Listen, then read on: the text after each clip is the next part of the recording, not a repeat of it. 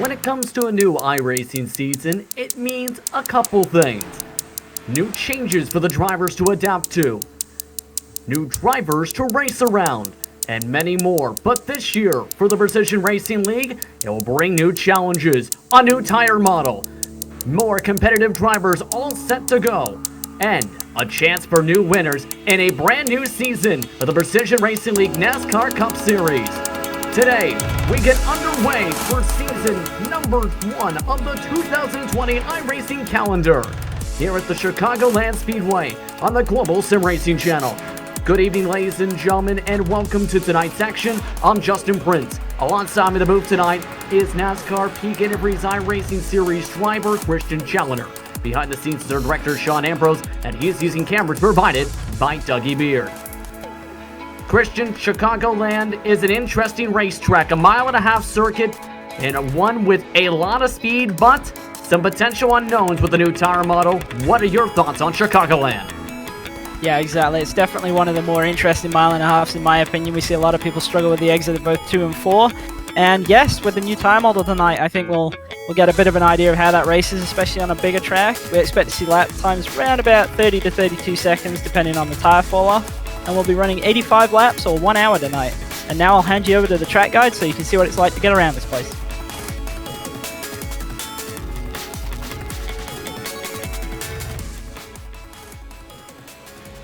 Hello everyone and welcome to the Global SimRacing Channel. I'm Brian Yazik, taking you for a spin around the Chicagoland Speedway in the GSRC Chevrolet SS. Chicagoland is a 1.5 mile oval. The surface is worn out, but it gives you a lot of places to run. So here we go for your hot lap across the start-finish line, aiming for turn 1. Let it go down to the bottom, 203 miles an hour. Let it rotate the bottom right here, and then you're going to want to pick up the gas and drive it pretty much straight out to this wall to try to maximize your run. Now if you notice, this backstretch isn't exactly a straight backstretch. It angles just a little bit, but down into turn 3, find that white line here on the bottom of the track.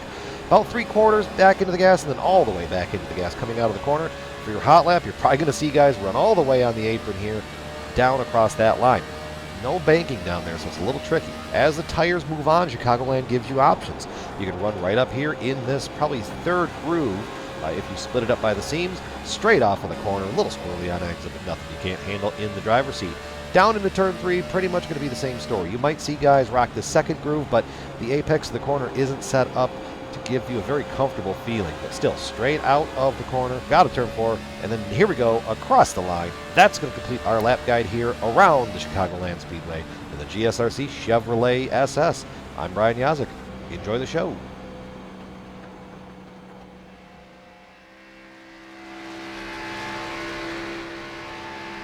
Welcome back, everyone. Thank you very much for seeing the Global SimRacing Channel Lap Guide, as tonight's broadcast and tonight's series is presented by Diecast Kings, your home for the best selection of NHRA and NASCAR diecast cars at diecastkings.com. You can also follow them on Facebook at Diecast King.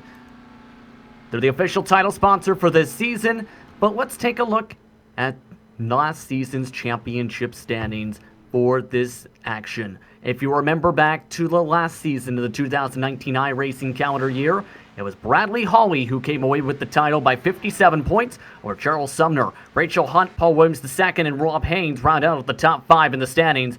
That, remember, did include the drop weeks factored in for the championship. Also, you had the team standings with Wannabach Fun Center having the best season as an organization, 94-point advantage over Redline Racing. Team 24/7 finished 173 points back in 3rd, with Wannabach Ramrod in 4th, and Hard Knocks West rounding out the top 5. It was an interesting championship campaign to say the very least, Christian, but it's going to be an interesting season, as let's take a look at those race details. Yeah, so for tonight, we're the first round of 10 in this series. We're going to be doing 85 laps. A fixed setup in this series, same as we had last season. 24-point incident cap. Now, that's relatively large, especially for a track like this and the number of laps that we've got, but we have seen people run into it, so we'll keep an eye on that. 100% fuel, so I expect that we'll see drivers maybe doing one stop if we just have a race entirely under green. But I think that's probably going to be a story of the race, especially with this new tire model.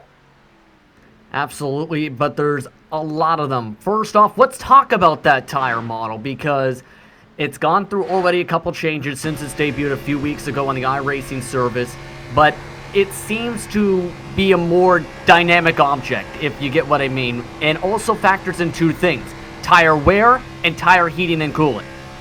Yeah, I think there's actually a lot more depth to it than a lot of people realized on their initial couple of laps. I think people were a bit caught out. They found they could go full throttle for a lot longer than I think they were expecting, although a couple of back and forths with the iRacing staff on the forums have told us that that's pretty much expected. And I think definitely the how dynamic the model is pretty clear, but you have to run quite a number of laps on it. So we'll see drivers maybe pushing really hard for 10 to 15 and thinking they'll be okay, but that will definitely come back to bite them, especially on a long run of, say, 40 to 50 laps. Indeed. First off, before we get to the next point in that, your practice times are on the left side. You see them in the 37s. Part of the reason why they're so high, even in the draft, is, if you look at the weather conditions, a blistering hot 123 degrees Fahrenheit.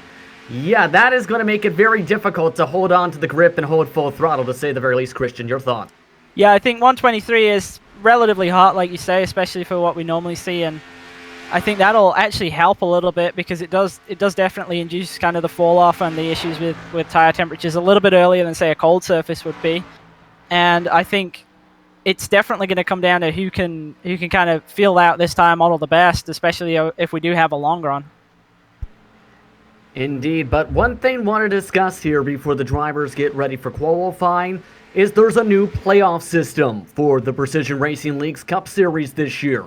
How does it work? Well, during Season 4's 10-race schedule, there will be a 3-3-1 knockout, essentially, used similar to the NASCAR Cup Series. Drivers eliminated after each 3-race segment until there's 4 drivers left going into the season finale.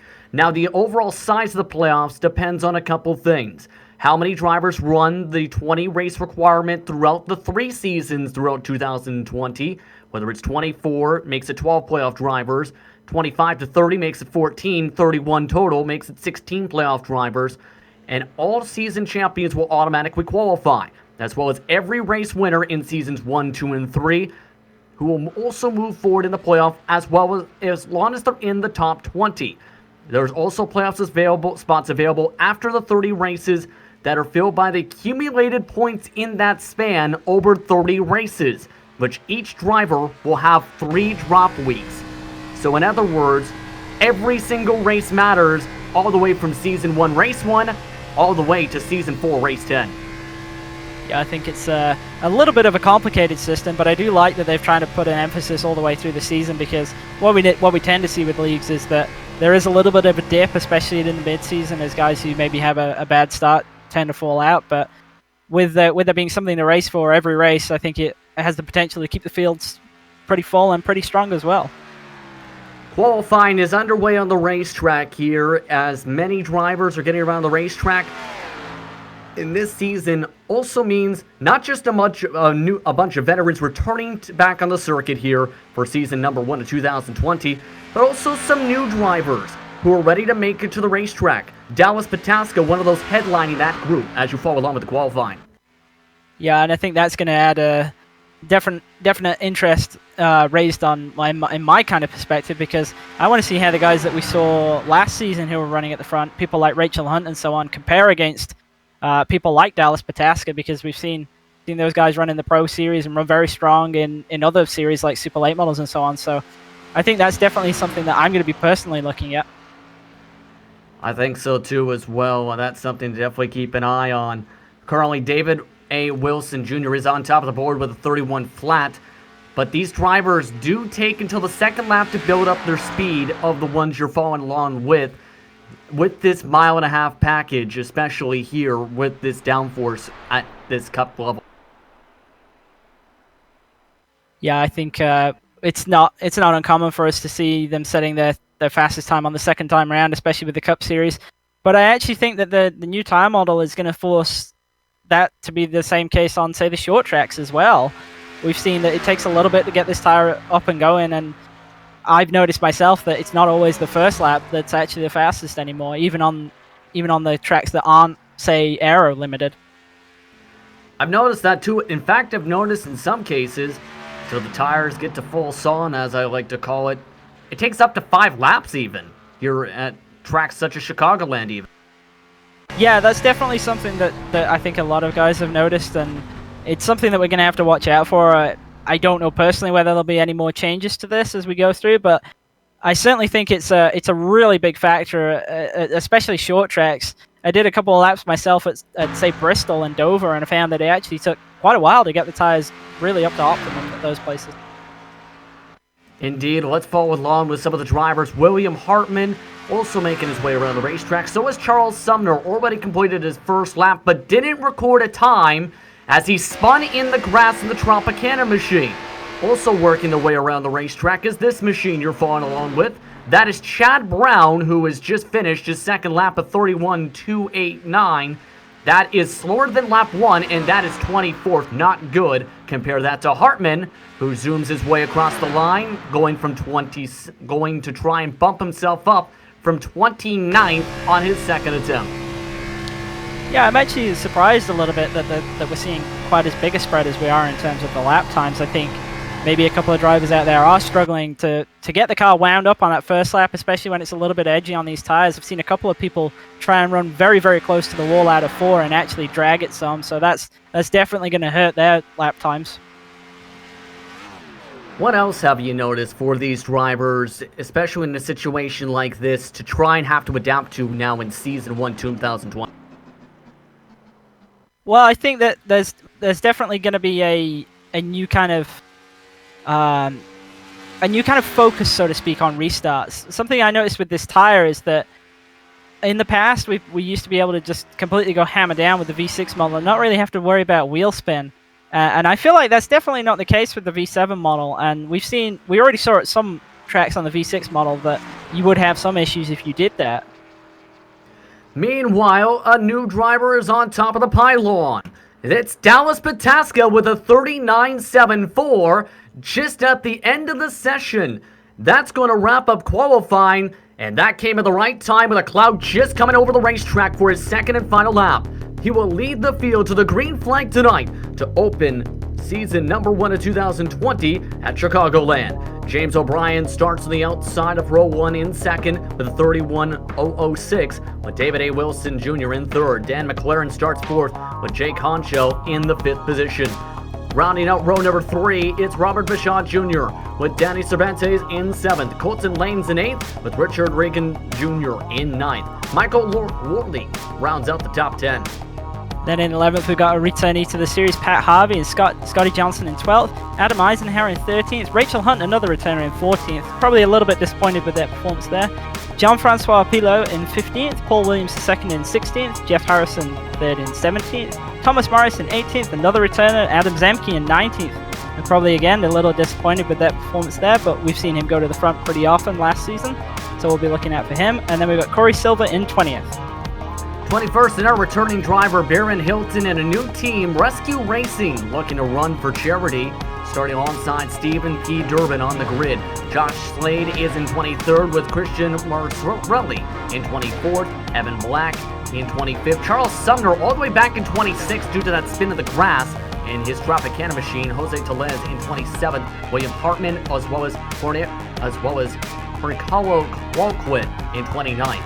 Andreas Nunez rounds up the top 30. Then we've got Jeff Costello in 31st, Brandon Walter, another returner, really far down the grid this time in 32nd, as well as Mark Kalin in 33rd. Chad Brown 34th, the last driver to set a qualifying time, James Duke in 35th. Then we've got Josh Colley in 36th, Joshua Daniels in 37th, Robert McMellican in 38th, and then Brandon Chatley, another driver I'm surprised to see all the way back there, having set no time, starting 39th. Those are 39 drivers taking to the grid tonight. They'll be led behind the dynamic Autosports machine. What are your keys, Christian, to come away with the checker flag today? Well, I definitely think that the key here is to get a good initial restart, and I won't be surprised if we see a little bit of chaos here. Like I said, it's a little bit of an unknown in this V7 tire, and we do know that it takes a couple of laps to get going. So it's definitely something we're going to have to watch out for, and I suspect we might see a couple of people looping it, especially off of turn 2 here. So really just keep it clean and get some laps on it and kind of feel it out from there. Indeed, right now. What else should we watch for, though, as this race starts to progress in the early going? Well, I think the other thing that we need to watch out for is the interaction between guys new to this series and guys returning from it as well, because obviously the returnees, they all have an idea of how everybody that they know races, whereas the guys new to it don't have any of that experience. Obviously, we see people race in other leagues and official racing and so on, but I think that's going to be a big factor, especially on a big track and with such a big field like we've got today. Indeed, right now everyone lined up behind the official iRacing pace car, following along board with some of these machines. The one you're on board with is Richard Regan Jr. as he looks to start in the 9th position. But it's Dallas Pataska in control of the field as they approach the starting zone here at Chicagoland. Waiting for the green flag up of the stand. Up in the sky it goes. Onto the gas pedal they go. Green flag is out. We're underway for another Precision Racing League season. Everybody running 2x2 right now. It looks pretty well sorted out. We'll have to see how they come off at 2 though. Yeah, we'll have to see, especially when they come into turn 3, how some of these drivers react. A cloud has cooled down the track a touch compared to qualifying. Pataska trying to block the bottom side. Wilson Jr. following behind. Many different drivers already lifting to try and keep their car stable in the corner. Yeah, we see a lot of people, especially in the mid-pack, really struggling with aero push. That's something else that we haven't mentioned yet. With a field this large and this many cars, you really do feel that. Absolutely. Already, drivers are trying to rush their way to the bottom side. That's something many of the drivers seen throughout the entire week on the official iRacing service. The bottom line, the preferred line. Yes, you can run on the top line, but it chews up the tires much quicker. Yeah, and something else that we saw is that the track state for this session actually started at 0, so tire wear is going to be very, very high, and obviously that's a consideration, especially if we get a long green flag run. James Duke at the back of the field bobbled around. They're fighting for 3rd position, though. Jay Concho fighting alongside James O'Brien. O'Brien, though, gets the run on the outside, holds on to 3rd position as you look on board for the O2 machine. They're fighting side by side behind him, though. Richard Regan Jr. fighting with Robert Bichot Jr. as they all work the way to try and get to the bottom. It definitely looks like there's a big preference to get right down to the bottom line early on. Whether we'll see that top line come in a little bit later as these guys have to start lifting a bit more, I'm not entirely sure, but it's definitely something I'm going to be looking for. It looks like Jay Concho, though, amongst the drivers who want to push, while Bichot Jr. stuck on that high side. Run, though, down the back straightaway. Regan Jr. helping the 9 of O'Brien get up to 3rd position as you follow on board with the Toys for Tots machine. Yeah, and this is where there's a little bit of a conflict between, say, drivers who just want to ride it out and others who've started perhaps a bit lower than they would have liked, who are really trying to press forward, especially with the fresh tires early on. Battle for 2nd is now on. To the inside of Wilson Jr. once again goes O'Brien. Can O'Brien complete the pass into 3 is the question. That's been the preferred place for some drivers to get a pass done. 1 and 2 a bit more tricky. You can see why there. The amount of momentum you can hold on that bottom line on the bottom of 3 and 4. And then this run to the tri-oval where Regan Jr. nearly bumps someone into the grass. Richard Regan Jr. helps him save it. Yeah, it looked like Regan Jr. really thought that was an opportunity to maybe get them both clear and take both 2nd and 3rd for both those cars, but maybe just pushed him a little bit too hard there, got him a little bit unsettled. Yeah, now he's forced side by side with Jay Concho, who is not being too patient, but he's now been shuffled up to the top side. The fight still on across the entire top part of the field. O'Brien having a lift and gets a whole back mirror full of Regan Jr. Yeah, it actually looked like the 9 there just kind of wasn't really interested in being pushed that hard this time and just sort of gave up the bottom to Regan. Whether he'll actually be able to pull off this pass or not, I'm not sure. Yeah, right now this is an absolute battle for positions right now, and this is helping the leaders a little bit more. Pataska and Wilson Jr. now 1st and 2nd. Regan Jr. riding that bottom line, pushes up a touch, and O'Brien looks like he might give him the spot, doesn't cut to the apron that time. Yeah, it looked like he was definitely trying to let Regan in, but in doing so, he's actually not created a gap for himself, and now he's got trouble as well from behind. That's Dan McLaren right now, as McLaren in the WeldStar custom fabrication machine lets off the gas He defends the bottom side from Bashad Jr. But the 0-2 of Honcho, remember, he was battling as high as 4th already in these opening laps. He has already dropped into that battle for 7th position and stuck on the high side now. Run for the race lead, though. Regan Jr. tried to get to the bottom, couldn't get inside of Dallas Pataska. Now it's a fight for 2nd instead. Yeah, very aggressive defending there by Pataska. He was trying to effectively block both lanes there, and as they both had a run on him, he was able to do it, but I don't know how long he's going to be able to continue to do that. Still side by side for the 2nd position. Regan Jr. still trying to push Wilson Jr. up the track. Wilson Jr., though, not giving up. Here comes O'Brien behind them as Pataska watches in the back mirror and tries to get them arrow pushing both lines. It's definitely more of a super speedway driving style from Pataska right now. He's really mirror driving them, and actually just a note on Regan, he's actually up 7 spots from his starting position in 9th, so he's done a really good job. Yeah, he was one of the drivers I wanted to keep an eye on from the newcomers. Him along with Josh Cawley, along with Dallas Pataska. And already 2 of those 3 are in the top 2. Regan Jr. cuts to the top side, takes 2nd position, and forces the battle for 3rd. Yeah, and in doing so there, he kind of got them side by side, and now he's going to have himself a little bit of breathing room as there's a fight developing for 3rd behind him. Yeah, that 3rd place battle sees Wilson Jr. now having to deal with O'Brien. O'Brien, though, with the preferred line, able to get the run, and now the revolving door opens up for Wilson Jr. And this is the difficulty of fixed racing. These cars can get these type of runs where you're going to have to play offense but also defense at the same time. And it can make it difficult to hold onto the track position with the constant rotating door, essentially, positions.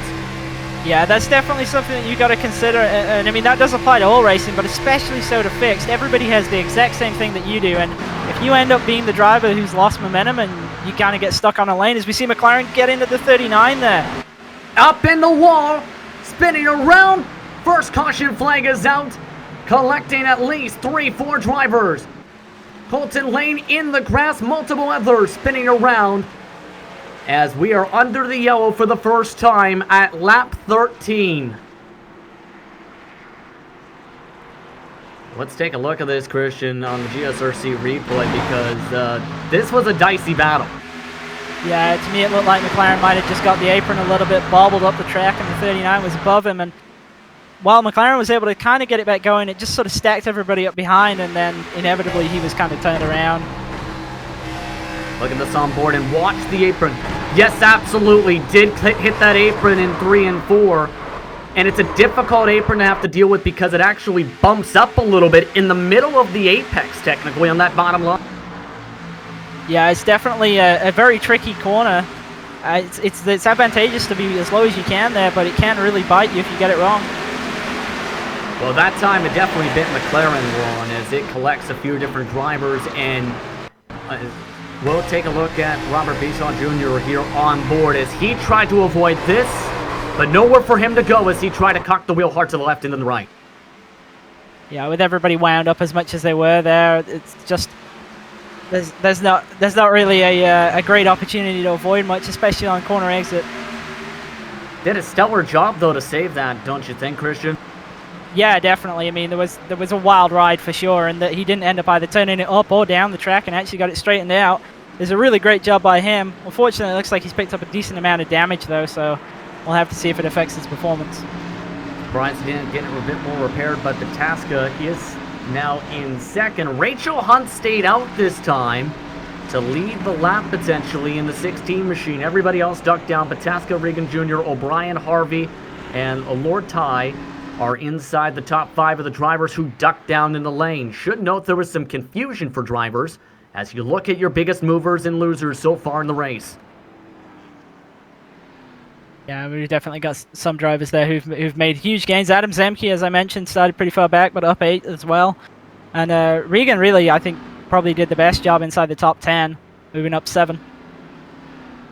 Absolutely, and you can see already some drivers trying to heat up the tires. This is, again, something that became very crucial. Drivers are going to start doing this more and more, bobbling back and forth, like in real life, to try and do anything they can to heat the rubber. Yeah, and this really comes into play on what I was mentioning before the race start, in terms of the restarts and not kind of having having some wheel spin on those. And I personally think that this really helps. There was a situation in a race I was doing where I stayed out on a couple of lap old tires and thought, oh, okay, it'll be fine. I didn't do the tire scrub, and when I went to pull away, it was like I had plastic tires. So I definitely think that this works. Yeah, you can see Richard Regan Jr., O'Brien also doing that. Pat Harvey, meanwhile, was just watching the both of them in his Ford Mustang. You take a look at the Ford Mustang, meanwhile, of Regan Jr. Again, he has been one of the two drivers coming from the Snowball Showdown, in fact, earlier tonight. Just so happened to be the 1-2 drivers in the field, Christian. That was an interesting race. Yeah, that snowball race was quite challenging for a lot of these guys. I know it went on for quite some time, but I know Pataska, he works a lot on super late models, and I know obviously he had a little bit of a disappointing night there and is elected to come out and run this as well. So a lot of running for these guys on a Sunday, which tends to be quite a quiet night, actually. One of the cars you're looking at, by the way, he's currently scoring in 30th position, is one art director, Sean Ambrose, absolutely loves. That's an Iron Maiden machine driven by Jeff Costello. And you can see how detailed that Omdine machine is. Rock it out, man. Rock it out. Yeah, as soon as Sean spotted this car, we knew it was definitely going to be featured on the broadcast tonight. So here you have it. Yeah, that's actually a really nice looking car, but with this new build, there was also spec maps added to enhance a lot of the paint schemes, such as a metallic look on that 46 we've seen, or some of the matte blacks we've seen, or chrome potentially for the driver. Yeah, spec maps is definitely a great thing. I think it's going to add a lot of depth, and it definitely makes our broadcast look a lot more colorful as well. And that colorful blue, white, and red Christmas-themed Toys for Tots machine will start on the outside. They are the one to go signal. Dallas Pataska in control of the field once again. He has led every single lap so far and looks to keep it that way here. Regan Jr. trying to scuff the tires a touch on the top side. Behind them, O'Brien and Harvey in Ps 3 and 4. Pace car off the racetrack at Chicagoland. Clouds over top. Track temp 127. Green flags out. We're back to racing from the Windy City. Tasker with a really long hold there, but then managing to shoot out front. Regan got down to the second spot on the bottom pretty quickly, though. And most of the drivers able to get to the bottom in the top 4, except for one. Pat Harvey having to deal with Adam Eisenhower underneath him. Eisenhower a +7 in the field, as Regan Jr. tries to attack Pataska up on the outside line. What can he do to try and get the run? Nope, he slides up the hill instead, as cars are bubbling off of 3 and 4. It looked like James O'Brien tried to go with him, but just got a lot of aero push and is now falling back himself on that top side. Near contact between James, in fact, that time, as well as Eisenhower, as side by side for the race lead. As the caution comes out at the back of the field. This is off of turn 2. Drivers in the 20s involved in this one. And you can see some of them in that mix. Baron Hilton involved. James Duke, the lucky dog. The last time by involved in this one, Christian. This collecting at a magnitude of card.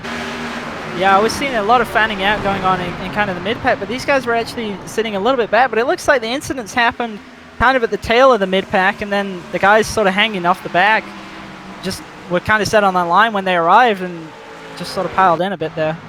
I think it started towards Hilton. Yeah, you can see Hilton right there. Rachel Hunt barely missed that. My goodness. How in the world did she miss this one? Take a look. You can see Hilton in the wall, and then...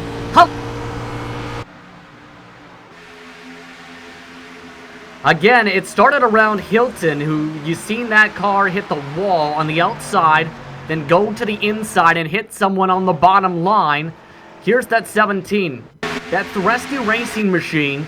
Had a teammate behind him, and then watch Christian as gets squirrely in turn 1. Yeah, it'll be interesting to see if we get down there whether he actually had any contact or whether he just lost it on his own. It looks like he just kind of got loose on his own, and then as soon as he got in the wall, it really slowed him up, and then everybody behind kind of would know where to go with him running 2x2.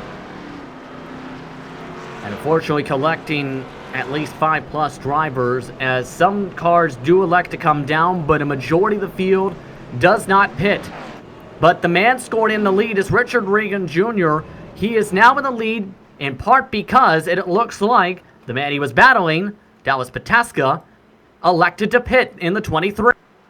Yeah, there was a little bit of a kind of a fake out there going on with Regan. He looked like he tried to trick Pataska coming down the pit road, and Pataska did, and then Regan just decided at the last second to go around the cone. So Pataska really far back now, and I think it's going to be really challenging for him to get through this field.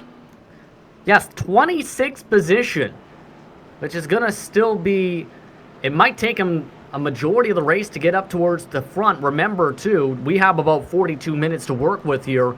There is a 1 hour limit for the PRL Cup Series and their events. So not having the track position, but lined up with Coley at the back, but Regan Jr. up at the front, Michael Lortai in the second spot, O'Brien as well as Pataska, pardon me, I should say Eisenhower in the top 4, Pat Harvey inside the top 5 now. What are your thoughts on this race so far in terms of how it's been flowing so far? Because the battling up at the front has been very clean. Yeah, and I think that the start of the race was kind of a little bit like I expected, where people had taken a little bit to feel it out. And then we saw on that that restart that we had there, that now guys are starting to get a little bit more aggressive. These races are pretty short. 85 laps is not a long time around here, so you do kind of have to get your moves done. And we saw Regan was aggressive, and now he's in the lead, so it does pay off. Thing is, though, too, if we go green from here, Christian, they can't make it on fuel.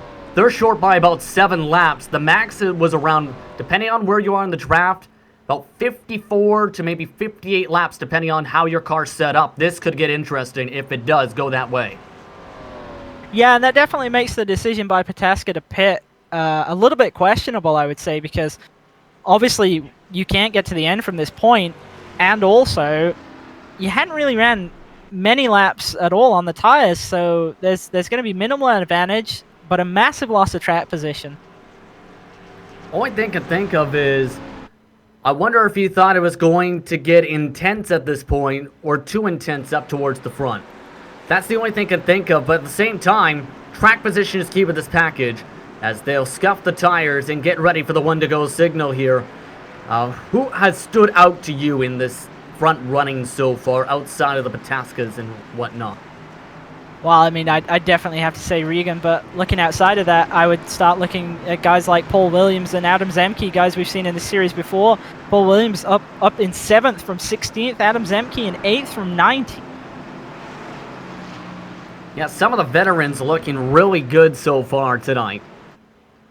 Right now, Williams the second. Remember that strong points position at the end of the season standings last season. He's up in 7th. Zemke is in 8th position. Cervantes in 6th. Harvey in 5th. Eisenhower, another veteran, in 4th. A lot of the veterans behind some of the newer drivers looking to fight for this position for the front. Yeah, definitely, and I think their prior experience racing around the other veterans is definitely helping them out at this point. They all know how they race. Indeed tonight, as Richard Regan Jr. looks to take them to the restart zone here at Chicagoland. Looking to time it up right. It looks like O'Brien already getting up to his bumper, about a car length and a half ahead. As you look at the field, go to full song. Green flag is out. We're back racing from Chicagoland. And a good jump by O'Brien there, straight up to the 2nd spot. Yeah, good launch for those two drivers. Already the top 5 single file, including some of the veterans. First side by side is Zemke and Paul Williams the second. But Williams the second able to drive on by on the bottom side of the Diecast Kings machine, just behind the single file train.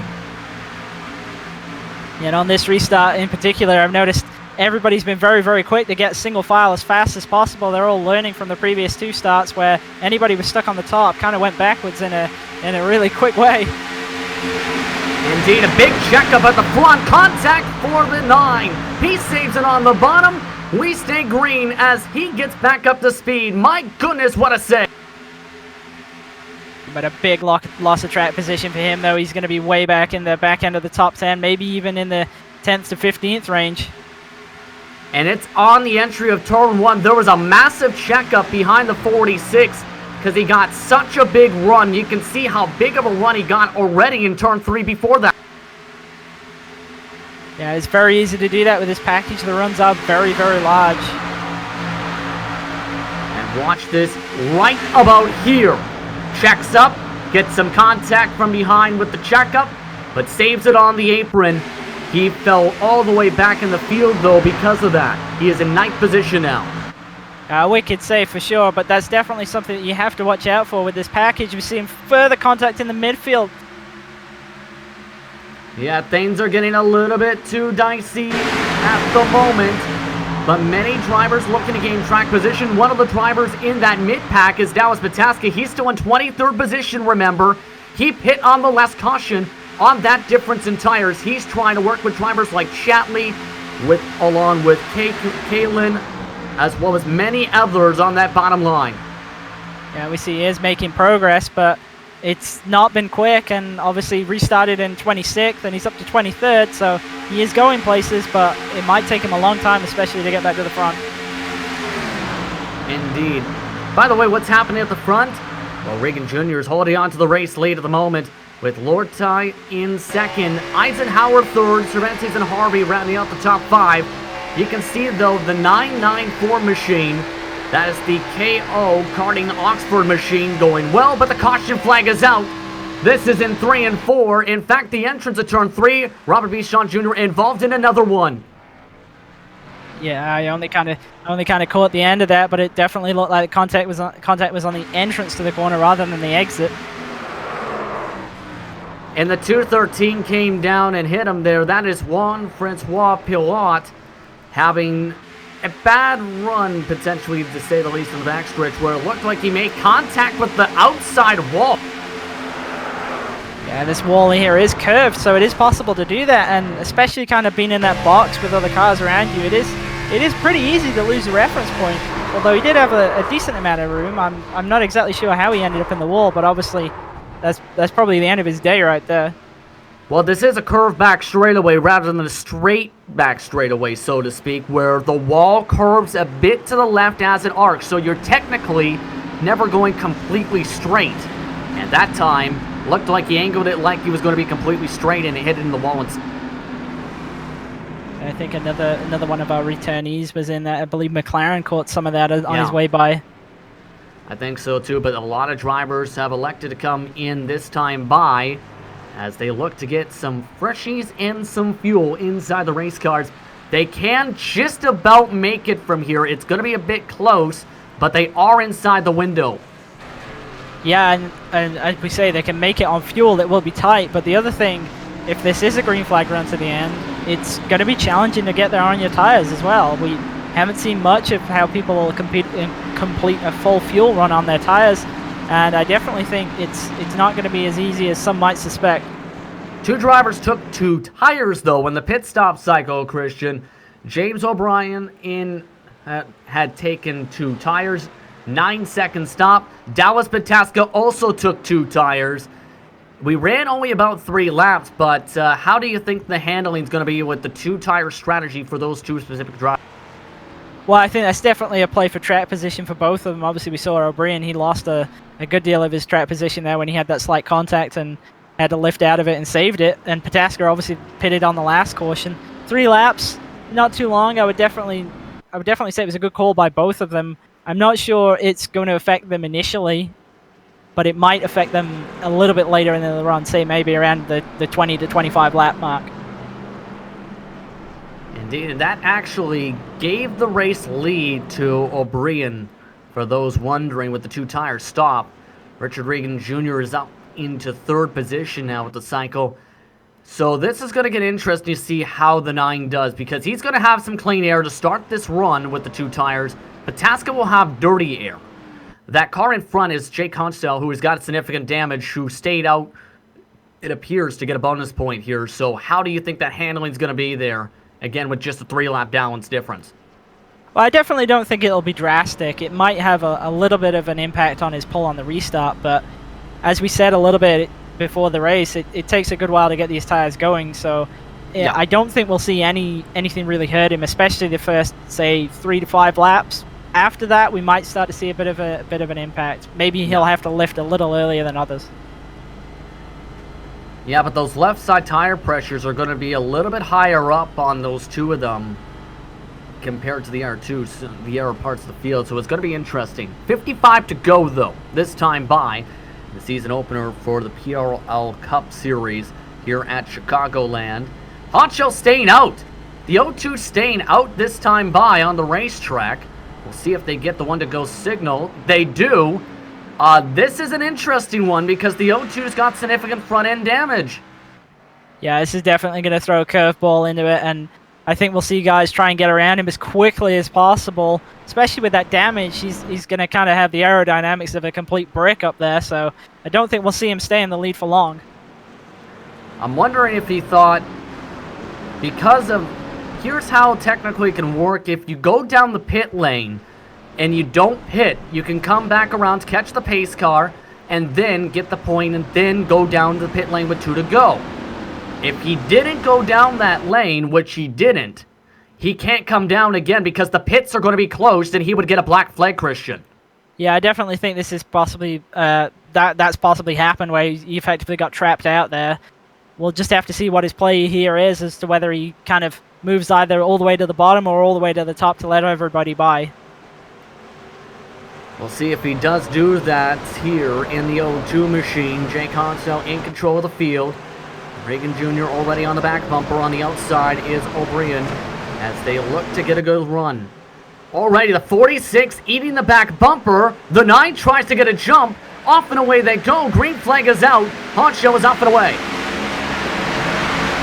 And we see Regan pretty aggressive there, but it's worked. He's got himself up in second really quickly, and I presume he's going to take the lead almost as quickly as we get to the backstretch. And a bit of a block for the O2. The 46 cutting underneath has the aerodynamic advantage. They're now 3 wide nearly for third position as the 9 gets held up on the top side. Back inside for second position goes Lortai, while the 9 is stuck behind the O2 machine as he drops another spot. Yeah, the 9 looked like he made an attempt to start pushing the O2 there, but I don't think that's what he wants to be doing. I think he needs to, cut right to the bottom and clear him as fast as he can. And that's what everyone is trying to dart their way to. A couple drivers still stuck on the top side, but everyone else to the bottom. Everyone's single file, but Richard Regan Jr. back up at the point. Everyone's still stacking up. They're still 2 wide, though, with a lot of different drivers trying to find that bottom line. Yeah, and everybody can see that O2 coming backwards with his damage, and everybody's trying to get themselves sorted out single file here so that they don't lose any more spots than necessary. Yeah, he's already dropped to 7th position. Honcho now dropping to the top side. Inside, Paul Williams II takes a position. Also going on by is Corey Silva and his blue and chrome machine on the inside. They're 3 wide behind them, though, for the top 10, as Dallas Pataska wants to get back up to the front. Yeah, it looked like Pataska got a little bit tight in the middle of 1 and 2. He had to lift, and Zemke had a big run on him. Pataska has now managed to clear him. Pataska up to the P number 10, looking to get up to the damage machine for 9th. Has to check up as he dives his way to the white line. Better run for Zemke behind them. Still many drivers side by side of this battle here, and they're getting very aggressive here. Everyone can make it just about on the field here. With 50 to go this time by here, Pataska, you have to wonder what's going through his mind at this point. Yeah, well, we've seen that obviously Pataska is trying to move his way forwards, and Zemke's being really aggressive. Zemke actually looks a little bit faster than Pataska at this moment, but both of them making good progress through the field. Last time by, Pat Harvey, in fact, was the fastest car in the entire race, as you see the purple lap on the right-hand corner of your screen.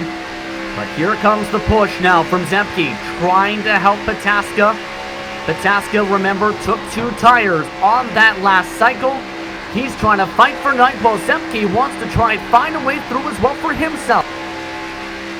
And this is where kind of just playing a tactical game really helps you here, because obviously if you know you're quicker than somebody, it makes sense to try and pass them, but if you can also work with a guy and push both of you through, then it's more time efficient to go that way than it is to fight every single person out there. Indeed, and now it looks like they're both lined up while everyone else tries to line up to get into the inside of the O2 machine. Should note they are side by side up in front for 5th position because Pat Harvey got side-drafted by William Hartman from the top line. Hartman is trying to get the run. That's just behind this battle that's going on for P3. Yeah, we're seeing that these 2x2 battles are actually starting to separate out the field quite a lot. We've got a pair running at 1st and 2nd, a pair in 3rd and 4th, and then kind of another group of 4 cars all the way through 5th through 8th, and then everybody's sort of separating out a lot right now. O'Brien gets to the inside. He gets up to P number 3. The road trip transport machine looking to charge up in forward. Now it's the question, can he catch up though? Because it's about a 7 or 8 tenths of a second difference between him and the lead group. Yeah, and it's very difficult to pull up the cars, especially without that kind of draft assistance. He's a little bit far back to have that. Plus he's going to obviously have to defend against some faster cars coming through from behind. So what do you do to try and save? Or should I note, the lead is up for grabs. Lurtai and Regan Jr. side by side. It looks like the 994 wants to go to the point. The 46 led last time by Regan Jr., but the Toys for Tots Ford Mustang still trying to rim ride in the middle. Yeah, this is great news for everybody behind because these two fighting is going to slow them both down, and it's actually going to allow this battle that we've got for 3rd to pull up to them and become an entire 5-car battle for the lead. You know how big that side-by-side for just the 1 lap was? They gained a 10th. This group of cars did last time by. However, the pace is starting to pick back up now that the top 2 are back to single file. I was going to ask before that, what do you do now if you're that second group of drivers to keep up with the top 2?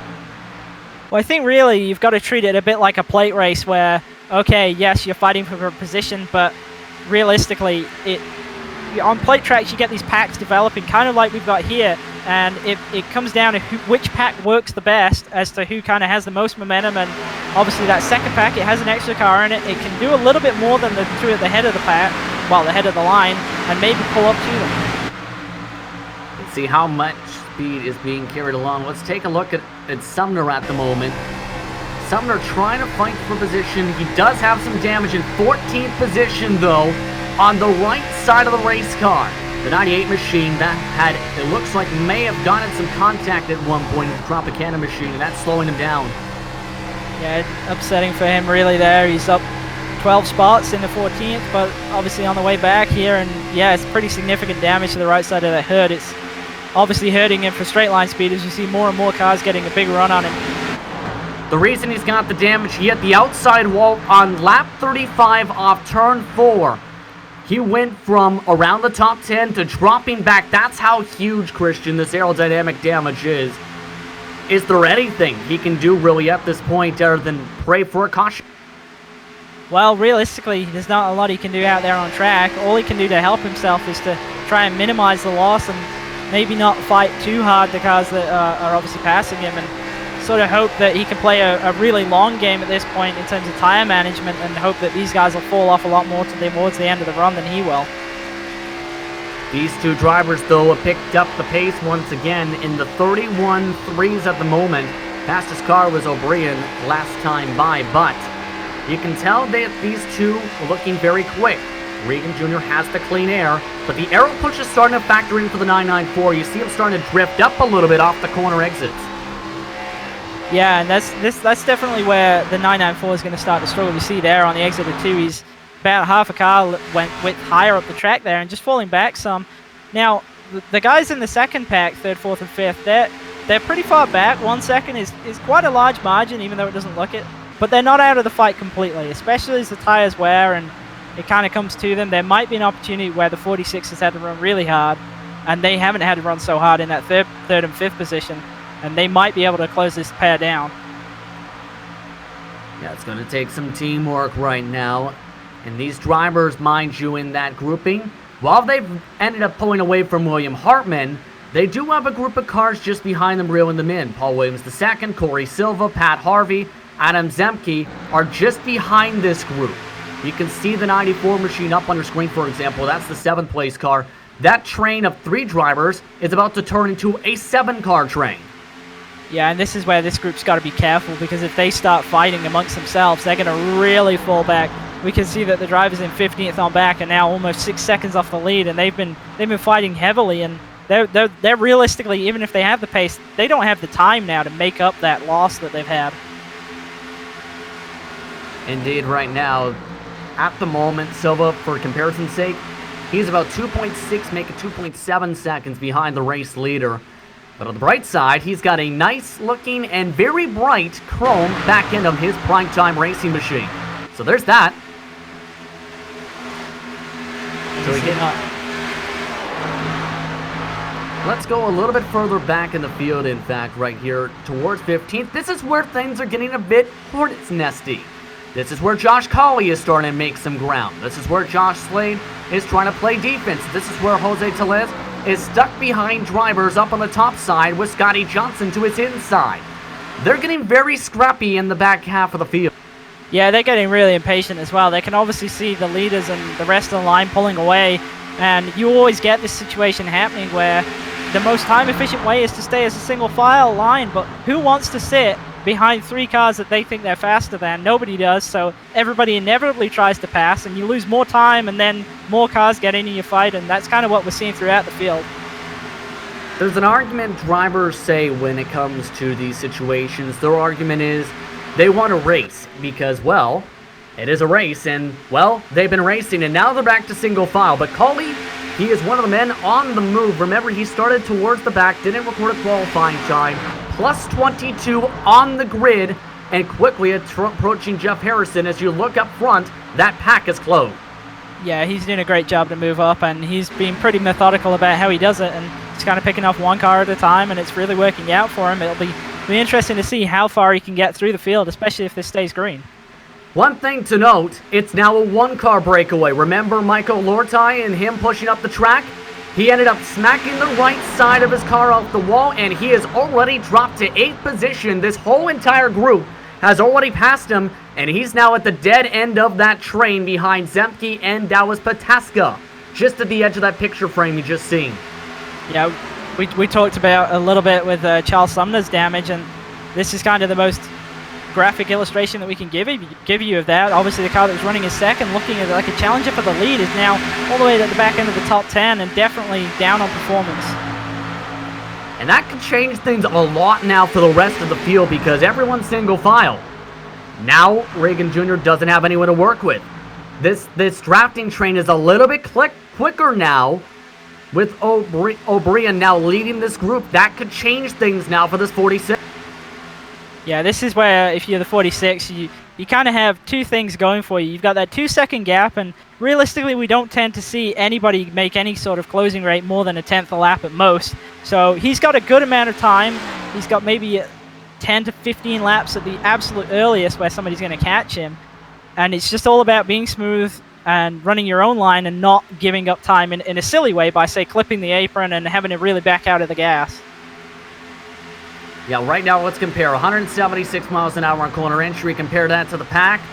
Drivers right now reaching about, if not a little bit quicker, inside the draft at the moment in this group. That is still led by O'Brien. Then you have Eisenhower still trying to keep up with the aero push. Hartman and Williams the second. Silva, Harvey also lined up in the train. At the end of it is Dallas Pataska and Zemke.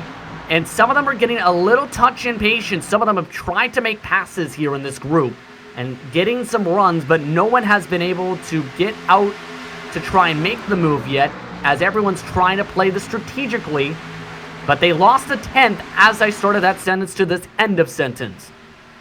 Yeah, and that's the thing the other thing that Regan has in his favor is that obviously being the leader, he didn't have to deal with any of the aero push, so it's very likely that his front tires are in much better shape than anybody else.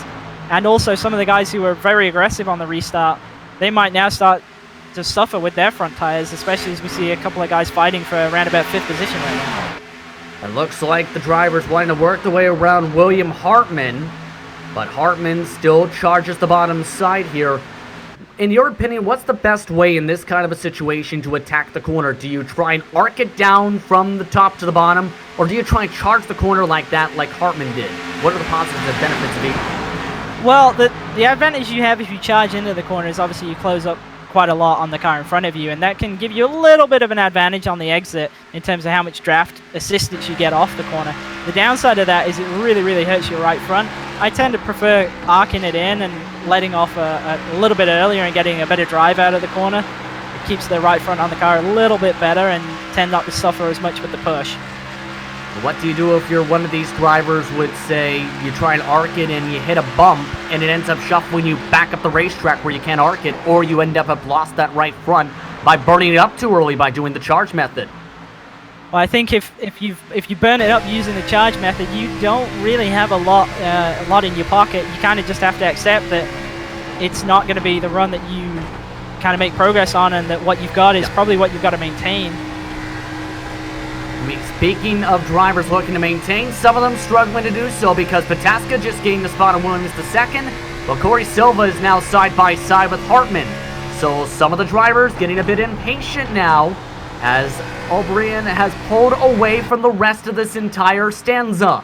Silva pushing up the track, Hartman getting the side draft as he gets the run down the back straightaway. Yeah, we see Eisenhower is a little bit clear, but not quite out of this pack yet. Now it's 2 by 2 because just behind them, Pataska looking to make it a 3-car battle. Again, this is for 4th position. Hartman getting that spot at the line, and both of them giving some nice, decent space. Silva trying to charge that bottom, while Hartman trying to rim ride on that middle line. Curious to see what Pataska elects to do, because some of the drivers might want to say, you know what, fight my battle for me. Just burn up your equipment, I don't want to force it in yet. Well, that's the thing, and obviously, like you can see here, it's actually helped him a little bit. He's going to be 3 wide with this pair off the corner. He might have something going in a 1 here. Still 3 wide, make it 2 as he gets by not just Hartman, but the 94 of Silva. So a decently timed move, but still stuck on the quarter panel. But gets a bit of the run down the back straightaway. There's a chance he gets clear in turn 3, and now it's back up to the top 5 here, but still is 3 seconds plus behind the race leader. Yeah, I think realistically, unless the yellow comes out, he's not going to get back to the leader. He's just too far back, but still a great recovery from him to gain as much track position as he has here. Yeah, the next car up in front is Eisenhower. Pardon me, that was 4th position, I should say. 5th position last time by. But now he's starting to deal with the aero push too. You see that bit of a push from the Dynamic Autosports machine. So now Pataska on those 2 tires, they seem to have equalized. And now he's realized, I've got to go, and is starting to burn the right front by charging that corner. Yeah, definitely there. You saw him drive really deep into 3, and obviously on the exit of 2, he pushed well up the track. He's only got a limited amount of time before that starts to hurt him, and I think he's realized that as he tries to get past Eisenhower now into turn 1. Eisenhower looking to stay up on the top side. He is driving one of the Sim Speed Shop machines as he gets the run down the back straightaway side by side, but Pataska gets the preferred line still on the bottom side, charges the corner, new driver in 3rd position, and the next car up is a full 1.1 seconds up the road. Eisenhower, though, leaves the door open for Silva. Silva looking to get the pull from Pataska on the apron. Yeah, a little bit of a switch around there with Pataska and Silva. Silva obviously moving through the field as well, and Eisenhower just kind of trying to maintain his position at the moment and not drop too much. Definitely not looking one of the stronger cars as he's really slow off a 2 there. Eisenhower might have burned up his stuff now. Remember, he was the first driver behind O'Brien. So it looks like he's now dealing with a lot of push on that right front tire. Yeah, he's lost a lot of spots and a lot of momentum. He just lost 3 spots in the space of a corner. He's really going backwards quickly right now. Zemke is now on his back door, tries to knock on it, and looks like the door is going to open up because Eisenhower slides up the track. Zemke slides through the door, picks up a coffee cup, starts to try and boil some coffee, and tries to complete the coffee on the bottom line and gets himself up to P number 8. That metaphor train will follow along with the bottom train on the racetrack, but a lot of lost time because of the side draft. Yeah, Eisenhower it looks like he's just got no turn left from the front of his car, and then obviously, as we see a yellow. This is going to change everything, coming to 20 laps to go next time by. And the caution is in turn 3. A car stopped along the outside wall. to bring us back into the yellow, and this is going to bring everybody back in contention. And this is Slade, who had trouble here. Let's take a look, Christian. Yeah, he's obviously running on at the head of this pack of 3 right here, and I'm going to assume that some contact happens as he turns into the corner. Wow. That was Christian Macrelli, who had to take a look at that one again, because it looked like the suspension nearly shot itself to the right. Yeah, there's either some serious netcode went on there and obviously took both cars out, or it lost a tire or something, but yeah, that's definitely something we've not seen before. I mean, it's like he hit something on the racetrack just about. Wow, I mean, I've seen this from a personal perspective inside the car where it looked like someone was riding on top of it, and then when you looked at it afterwards, it looked exactly like that, but wow. It's definitely unfortunate for everybody involved in that. That's obviously nothing that the 22 could have done there. That was just a kind of freak incident. Yeah, but everyone's going to get fresh tires. This puts Pataska back in contention. He's in 3rd position, remember. So it's going to be crucial for everybody to hit their marks here with under 20 to go. And they can for sure make it on fuel, mind you. Yeah, this is definitely not what Regan wanted. He had a big lead right there, and it was looking pretty unrealistic that anybody was going to be able to run him down. And with 20 laps to go, he's now the leader again, but obviously everybody's right back there with him, and as we've seen on these restarts, you can definitely make something happen if you say inside the top 5. Off and away, Pataska comes out 2nd, Regan Jr. in 1st, and O'Brien out in 3rd position. Silva getting 4th, Harvey in 5th, and now this changes a lot for obvious reasons. Now what do you do if you're the drivers? Because everyone's now in a fair lion's share of tires, and everyone's bunched back up for the short run. Well, I think with 18 to go, you're definitely not going to be struggling with tires at this point. I think you have to be aggressive, you have to go for it, and I think that's what we're going to see. Indeed here, but what a kind of swing back to that incident there we've seen with the 22. Remember, there is the potential to blow out tires. There has been reports of people who have done it on the service. Is there a chance it was a blown tire? If so, how can you tell? It's possible. I mean, it did look like it was something on the front of the car, and obviously the right front takes the most load, and we were pretty deep into that run, but not really the point where I would expect anybody to be blowing a tire. I kind of had a feeling we might see it as we got to maybe 50 laps into the run, but it definitely looked like something happened on the front corner of that car, and I can only suspect it was either some sort of glitch in the track itself, or it was a tire going down. A weird one to say the least, but this also not only factors in a 17 to go situation here with still pace laps to go, but there's about 13 minutes left on the clock. Remember, there is a 1 hour time limit, so this is going to be very difficult for these drivers, and it's going to be important to try and get to the checker flag to be able to complete the full distance potentially now. Yeah, we've seen that in the past in this series where races have gone to time limited instead of lap limited. With the number that we've got to go, it should easily finish under green, well, under the lap count rather than the time count if it stays green. But if we do start to see a lot of yellows and a lot of restarts, then there is that potential that we might run out of time. Indeed, but what do you do now, though, if you're Richard Regan Jr.? Because there are a lot of fast cars back in contention, and everyone who was good on the short run is also now gone from the tight right front tires to the fresh Goodyear Eagle. Well, I think that we've seen that the lead is definitely king with that clean air, especially after, say, about 10 laps. Now, I think his only real prospect is to essentially mirror drive those first 10 of the run and hope that he's still the leader after that point. So I think we're going to see some really aggressive defense. We also saw Pataska doing that earlier when he was the leader, and I think that's Regan's best chance of taking the win here. 1 to go until the restart, as Pataska will start on the high side, inside line, Richard Regan Jr. in the Toys for Tots machine. Row 2, O'Brien and Silva, Hartman and Harvey, row 3, Eisenhower Williams the second in row 4, Tellez and Cervantes rounding out the top 10 starting positions. This could get very, very interesting. Again, to say the least here, to see how defensive that 46 goes. Yeah, and another guy that we've got creeping in 11th place, Josh Cully, up from 36th. I think he's going to be a factor in this as well. Indeed, we'll have to see how this start goes. Already, the 9 trying to keep up to the back bumper, saying hello to the Ford Mustang logos as the green flag is out. We're back on our way from Chicagoland and a checkup behind Collie & Co. Drivers forced to fan out as they stay side by side to file a couple or 3 more.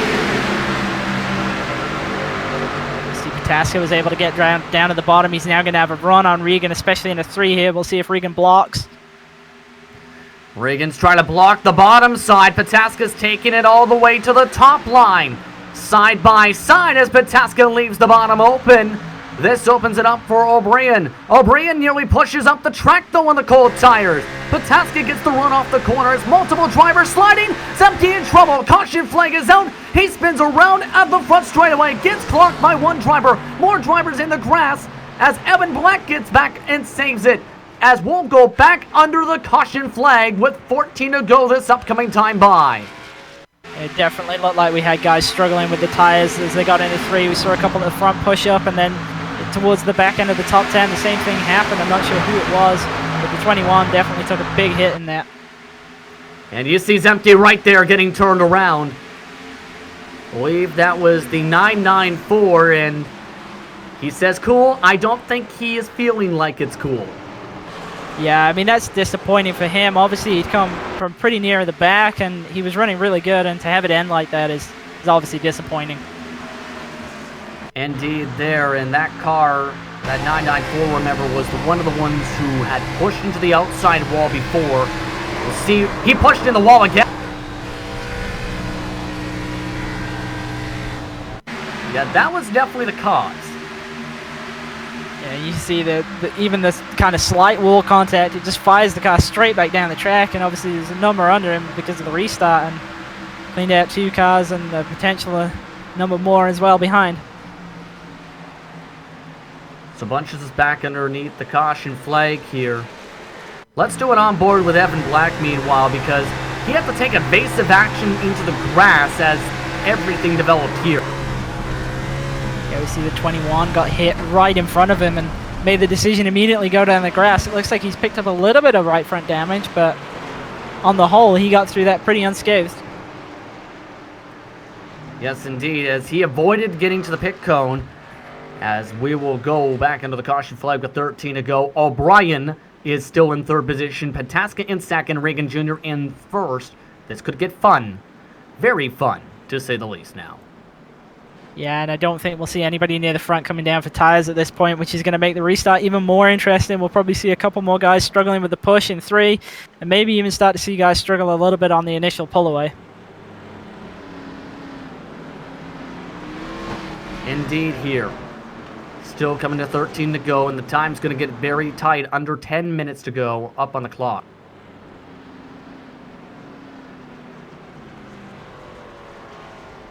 So, a ways to go. 13 to go. What is your strategy to try and win this race here, Christian? I think it depends on who you are. I think if you're Regan, you gotta go with that idea of making sure that you never ever leave the bottom of the track open. We've seen it's pretty much impossible on the initial couple of laps to make that pass on the top side. So as long as he maintains the white line, especially in 3, I think he'll have a good chance of holding him off. I think if you're Pataska or anybody further behind, your goal is to get him off that white line so that you can kind of force him up the racetrack.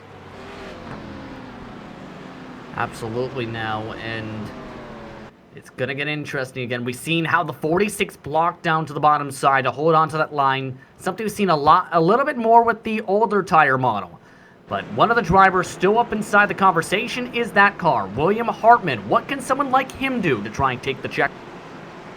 Well, I think he's going to be really happy with where he's running, and I think that's going to come into it. Obviously, he started 28th, and he's up in 4th. Now, realistically, being on the top side on the restart, his goal's got to be to get to the bottom as quick as he can, and then kind of work out his plan from there. Whether he tries to kind of push through a line past Regan or not is kind kind of his decision or whether he takes the top 5. Yeah, this is going to be a strategy of, do you want the points to start the season, or do you want the checker flag? 1 to go signal for the pace car here. So this could be one of the last starts of this race with 11 laps to decide it. Who is your favorite to take this checker? I think it all depends on if Regan can run that bottom line. I think at this point, with the restarts that we've seen and how quickly the yellow can come out, I think he's the favorite right now for me. 5 minutes and 34 seconds are left on the clock. 11 laps to decide it. Richard Regan Jr. again is in the lead. Second is Dallas Pataska. Third is James O'Brien. Fourth spot, William Hartman, Adam Eisenhower, Pat Harvey, Jose Tellez, Paul Williams II, Danny Cervantes, and Scotty Johnson inside the top 10. With the 11 lap to go mark, could be one of the final starts of the entire night. Question is, who will come home with the checker flag, or who will come home with just the steering wheel? Pace car gets ready to come off the racing surface. Regan Jr. waits, fires, off and away he goes. Green flag is out. Yeah, near perfect scenario for him there. Nobody able to get single file 2x2 behind him for 2 rows. That's going to really help him out. Already up by car, length and a half into turn number 1. Side by side is O'Brien, able to get by Dallas Pataska. Pataska ducks down to the bottom side, diamonds it down, gets the help of Eisenhower for the battle for second position as they reel back in the 46. Regan Jr. goes down to the bottom side. Pataska, though, has the preferred line in the battle for second. Yeah, and O'Brien's stuck on that top side, not really able to do anything. We see guys in the mid-pack start pushing up again. Everybody looks okay so far, though. Still looking okay. A couple drivers are slow. Walter is around in the tri-oval. Caution flag is out again. With about 4 minutes on the clock and 8 laps to go, the 99 around, as you see him get back going in turn 1. Yeah, that looked like we had a couple of guys got really big runs on people who pushed up on the exit of 4 and tried to go to the apron, and just coming together there. Yeah, Walter coming together with the driver trying to come down to the apron, David Wilson Jr. And you see both of them going around, triggers the caution as they both slide into the ground. 39 actually tapped the wall as well at the aftermath. He already had some damage here, Christian. Yeah, that's definitely going to hurt him. Obviously, we've seen other guys who've got this right front damage. It's really killed their straightaway speed, so I suspect he's going to have a similar problem. But with only a couple of laps to go, it's more about which lane you pick and how good you are at kind of forcing your way to the bottom of the track more than it is about raw car performance. Yeah, but now it becomes, is there going to be enough time to get them back going? There's 3 minutes dead even now on the clock. 7 laps up on the board. There's a chance we only get maybe 1 more lap, Christian, if that. Yeah, I definitely think this is going to go to a time race now. We might have a chance of getting a true green-white checkered in, or it might only be a 1-lap shootout. I think either way, it definitely puts Regan as the outright favorite at this point.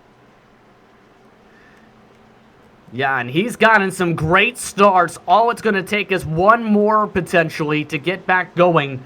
2 to go signal on the pace car. Here is the map, though. The pace laps are 1 minute and 3 seconds. Right now, there are 2 minutes and 24 seconds on the clock.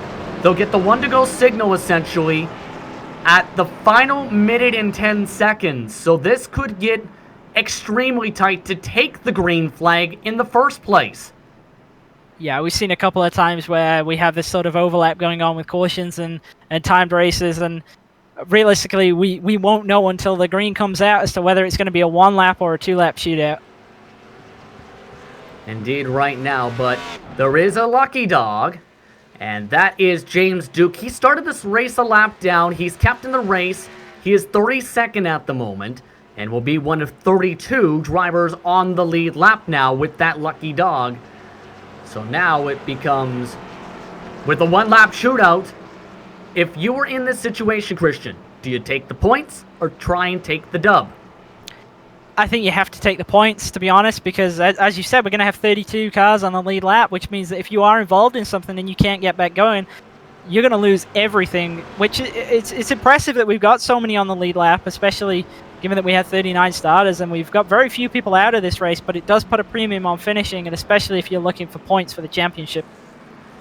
Pace lights are still on top of the car with 1:05 on the clock, so there's a chance they get the 1-to-go signal as time expires. So we are now in a bit uncharted territory to see if we do get ourselves started up. But for Richard Regan Jr., he's led about a majority of the laps this race. Since the second half of the race, remember, Dallas Pataska had pit on strategy. He has led since then. Everything has worked perfectly for this 46. Yeah, I mean, he pretty much dominated the race, especially after Pataska cycled himself to the back, and I think realistically for him, he's not going to be happy with anything other than the win if we do get restarted here. Indeed. Drivers are being told that if they are told to double up, they are being told to just race it. That is what Charles Sumner has just told the drivers amongst race control. So they are being told to race it for position if they're told to double file. Yeah, and it does look like we're probably going to have a one-lap shootout perhaps here. Right now, the official scoring, you can see it up the upper left-hand corner of your screen, is saying a final lap. Richard Regan Jr. will take the what would be potentially the checkered in the 46, waiting for official clarification. Dallas Pataska being told to double up. They are not going to get that checkered. It looks like there's a chance, yes, that they might get that one-lap shootout. They will be organizing this potentially, and they have the lights out on top of the pace car. It definitely looks like we'll be going back green, and I think this really shifts it in favor of Regan right here, because as we've seen, nobody's been able to challenge him on the initial pull, and when he gets down to 3, he's always been able to get to the bottom. So these drivers looking to race it. So the 46 has to make it one more lap. Pataska has to zip his way forward. Who's going to take it home? We're about to find out. Row 2, O'Brien and Eisenhower. Harvey and Hartman, row 3. Telez and Johnson, row 4. Williams the second, and Josh Colley, who is a plus 26 in the race, rounds out the top 10. It's going to get to where it's going to get scrappy to decide who wins this race.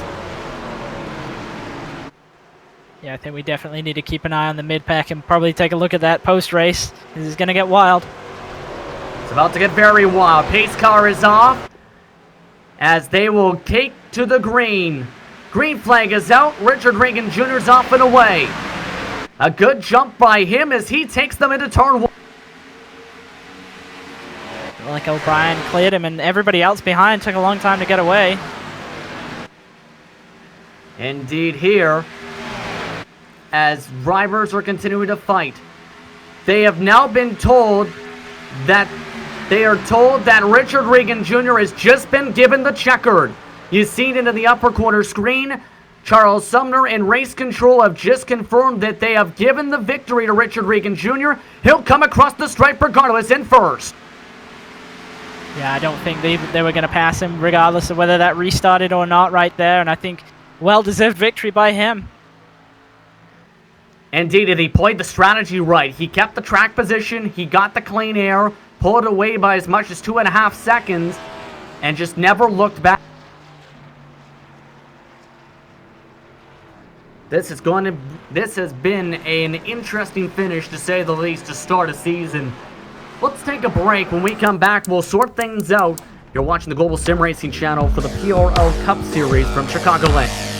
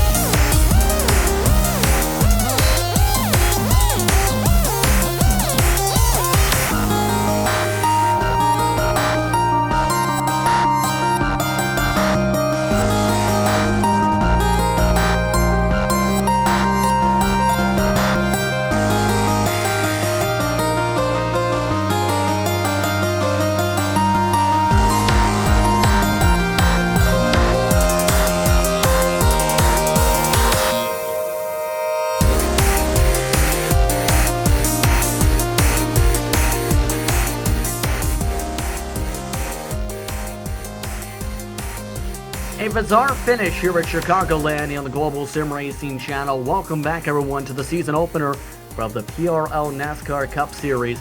As two drivers are happy at the start and finish line, this is your unofficial race results. The situation, the green and the checkered given at the same time. They will, however, in the official results, score it pre-drag race. Richard Reagan Jr., though, still comes home with the victory, with James O'Brien in second. Dallas Pataska finished in third unofficially. Potentially could be scored back in second. Adam Eisenhower finished fourth. Pat Harvey in fifth. William Hartman in sixth. Jose Tellez in seventh. Scotty Johnson in eighth. Paul Williams the second in ninth. And Josh Colley, a stellar run today, Christian. Went from 36 to 10th. Yeah, great job by him. And then we had Michael Lordy come home in 11th. Danny Cervantes in 12th. Rachel Hunt, another returnee. We saw her winning some races last season, came home 13th. Evan Black, another driver, up a number of positions in 14th. Brandon Chatley came all the way from 39th to finish 15th tonight. Thomas Morris in 16th. Robert Melican in 17th. Jeff Harrison in 18th. Chad Brown, another driver with big gains, 34th to 19th. And Stephen Durbin in 20th. Jake Honchel finished in 21st position, started in 5th position. He tried to stay out at one point, but dropped back quickly. Horatio Colquins finished in 22nd, Andres Nunez in 23rd. David A. Wilson Jr., he was a contender early on, inside the top two, but dropped back, got in some incidents, finished 24th. Charles Sumner, 25th.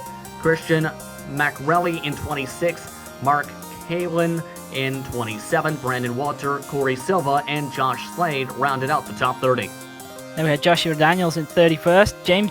James Duke in 32nd. Jeff Costello, first driver off the lead lap in 33rd. Adam Zemke, we saw him make big gains, but unfortunately get involved in a wreck right near the end there. Came home 9 laps down in 34th. Jean-Francois Pilet in 35th. Colton Lane, another returner with a bad night there, 8th to 36th, unfortunately for him. Baron Hilton in 37th. Dan McLaren 38th. And Robert Bissell Jr. in 39th.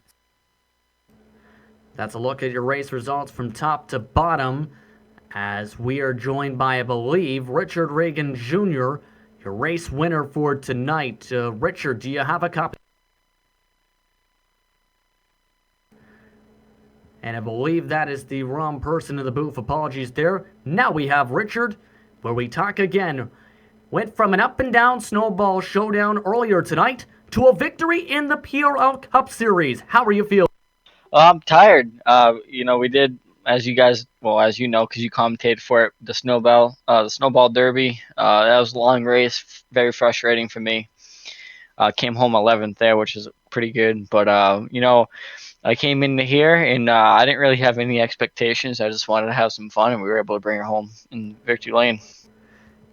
How did the strategy look for today's race, in your opinion? And did you want to keep the track position, or did you have anyone you worked with? Because it seemed you and the 9 were hooked up a lot.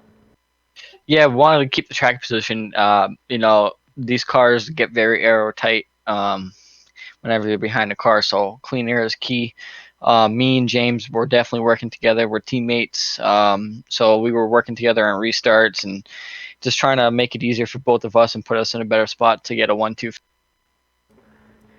Indeed, and you got yourself into that great position tonight. Had to see how official scoring is going to go, but what challenges did you have trying to hold on to this race win? It's just the challenges were, the people behind you. It's tough when they got your draft. They can close in so fast on you on the straightaways. There's not much you can do. You just got to hope that you can drive it in harder than the other guy and get back to the gas quicker than him, and hope you can make it. Indeed, but next race on the schedule follows essentially the official winter schedule. Your thoughts on the next track on the circuit in the championship format for this? Yeah, so I'm pretty sure we're taking a few weeks off. I think the next race we go to is Watkins Glen, which I think me and James are going to be pretty good there too. Me and him are very good road course racers. I'm not experienced with a lot of the other people in this league, so we'll see how that goes. But hoping to get the same result there. Indeed, here. Anyone you want to thank before we let you get going, though? I want to thank everyone at GSRC for broadcasting, you guys for commentating, everyone at PRL for putting the race on, all the drivers that come out, all the fans that watch, Toys for Tots, Multiple Sclerosis Society, Susan G. Komen Foundation, Craftsman and Amsoil. Oh, and Folds. Congratulations on the victory tonight, Richard. Well deserved. Thank you. That was Richard Reagan Jr. coming home with the W tonight. And let's go over to Christian Schauder. He's standing by with Dallas Pateska. So, although you scored third officially right now, we're being told that you might be re-ranked into second because of that pull to the line we had there. Now, I presume you know the first question I'm going to ask you is, why did you pit and lose all your track position?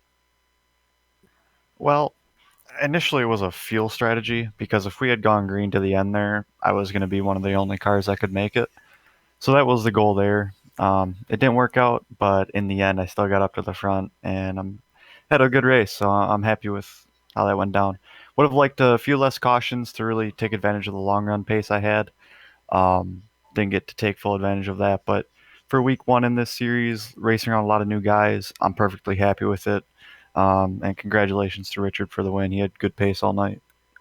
Yeah, it was definitely something we talked about a little bit with the fuel strategy. We felt like you might have been a little bit outside of the window, so that was probably a touch ambitious. But as we've seen in other leagues, you have been able to stretch fuel mileage, so I can see why you would have done that. Now, obviously, the fight back through the field, you said it was fun. Did you pick up anything in terms of the car handling? We saw a lot of guys struggle a lot with aero push and push into the wall, especially off of 4. Well, the main thing that I did was obviously there was the aero push, and on restarts, the high side in 3 and 4 was just a dump truck, basically. It was mainly just watching the tires, taking care of that right front, because that's what got me past, I don't know, 10, 15 cars once we started to get into the longer portion of the run. Once I got up into like 10th, and I lost some time because I had a 2-tire stop to get the track position back, but we had a good long run, and just managing that right front and making sure I hit that white line every time is what got me back up there. Yeah, well, you definitely did a great job of moving back through, and it certainly showed the tire management late in that run. We saw you picking off positions pretty quickly until, unfortunately, that yellow came out. But as you said, must be pretty happy with this run, and hopefully we'll see you back next week, right? Oh yeah, next race is I believe Watkins Glen. It's probably going to be my favorite track on the whole schedule for this season. So looking forward to getting back out there. Great group of guys I've seen signed up. Enjoyed racing with all of them, and I'm looking forward to it. Yeah, I definitely think you'll be one to watch out for at Watkins Glen. And before we let you go tonight, is there anybody that you'd like to give a shout out and a thanks to? I'd like to give a shout out to James. I guess he took a few seasons off since we last ran PRL together, so it's nice to see him back in the series. I'm looking forward to running against him again, hopefully in the title fight. I'd like to thank all the guys that put this together, Jerome and all the guys over there, all the organizers. They do an excellent job every season, and they've continued to be improving since I started. And I'd like to thank all you guys here in the broadcast booth for putting on an excellent show. Thank you, man. We'll be glad to see you back here next week. All right, guys. Thanks. That was Dallas Pataska with a good run today. James O'Brien, I believe, joins us here in the broadcast booth. James, do you have a copy, sir? What's up, Justin? Well, not much, but how are you? How would you describe your run? You and Richard, both working together, had stellar races. It was harder to keep it clean than I thought. That was my first race with the new aero package, so it was me learning really that I would fall back a little bit and learn how to pick through traffic, because I've actually never done it. I've been off iRacing for almost a year. But yeah, it was more tire management than anything, just like anything in fixed racing, but it was just trying to keep the car clean the whole time. That was my goal the whole night. How difficult was it, though, to save that right front tire while also trying to keep up with the leader in Richard? It was really difficult. I don't think I was going to catch him if we stayed green. I was kind of just settling in for second on that long run that we had at the very end. I was trying to arc the turn a little bit more and a little bit more every time just to kind of save it. I saw Dallas starting to catch back up, and he's super good, so I know he was probably eventually going to catch me. But I think, yeah, it's just more about if you know the build better, you know kind of how to drive on the tire. Indeed here. So, next race, though, it is at Watkins Glen. Your thoughts on going to the road course next? It's my favorite track in the whole sim. I know Dallas is super good at road racing, and Richard is too. I look forward to it a lot. Me and Dallas had some pretty good battles in some past races at road courses, so I look forward to it really quite a lot. I just wish it wasn't 2 weeks away. Is there anyone you want to thank before we let you go? Yeah, you guys for putting this on. I can't wait to watch it back. It's my first time running with you guys as the broadcasters, and PRL again. I've run with them for quite a few years, and all the drivers in the league that signed up because it was a pretty good race. I'd like there to be a little less cautions, but yeah, and Road Trip Transport who's sponsoring me, and Moto Million Motorcycles who also sponsors me too. Thank you very much for the time. Congratulations on the strong run. Thanks, Justin. Once again, that is James O'Brien. Once again, thank you for the time to him, Dallas Pataskin, Richard Reagan Jr. for tonight. Christian, your final thoughts before we say goodbye. Well, I think it was definitely interesting. As a couple of them mentioned, it's a little bit of a relearn for some of the guys like Pataska who've come back into the series after being away for a while, and I think we could kind of see that, and especially on the restarts and so on, we saw a couple of incidents, but a really big field, and I think a really good race overall. 39 cars turned out tonight, and I think PRL's got to be really happy to have that number, especially for this opening race, and I'd like to see that go through to Watkins Glen. I think that's an interesting curveball that they've thrown into the schedule. Indeed, and it should be interesting when we go towards that direction. But once again, thank you very much for tuning in for tonight's exciting action of the Precision Racing League here from Chicagoland Speedway. We'd also like to thank our great crew for being a part of today's action here in the hot, sunny, windy city. Thanks to the companies as well that provide the software and hardware for broadcast listed up on your screen now. With additional thanks to Jude Lawn, who provides our wonderful music. See the screen for how to get a hold of more for great work. Thanks to the team today, and Chris and Sean. If you'd like to find out more about GSRC, including the upcoming races, you can find at globalsimracingchannel.com. If you'd like to help support the channel, you can check out our merchandise as well for sale at gsrc.storenvy.com. Or you can check out our social media at GSRC on Twitter, GSR Channel rather, Facebook at Global SimRacing Channel, and Instagram at GSRC_Gram. Don't forget to head over to our YouTube page and hit that big red subscribe button, as well as the notification bell so you don't miss a moment here on the Global SimRacing Channel. Next race as mentioned, Watkins Glen. We hope to see you tune in when we go road course racing going left and right in the state of New York. Be sure to tune in, as well as to the upcoming races for other series listed up on your screen. Be sure to check those out and mark them down your calendar. But until next time, race clean, race hard, and we'll see you on the track.